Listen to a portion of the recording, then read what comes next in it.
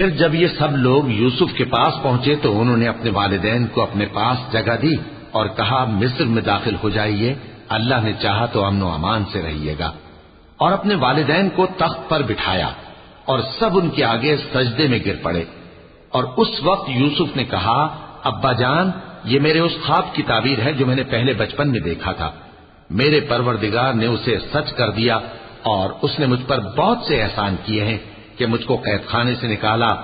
اور اس کے بعد کہ شیطان نے مجھ میں اور میرے بھائیوں میں فساد ڈال دیا تھا آپ کو گاؤں سے یہاں لایا۔ بے شک میرا پروردگار جو چاہتا ہے تدبیر سے کرتا ہے، وہ علم والا ہے، حکمت والا ہے۔ جب یہ سب باتیں ہو لیں تو یوسف نے اللہ سے دعا کی کہ اے میرے پروردگار،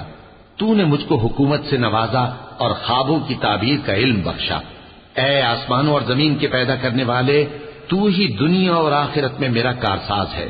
تو مجھے دنیا سے اپنی اطاعت کی حالت میں اٹھائیو اور آخرت میں اپنے نیک بندوں میں داخل کیجو۔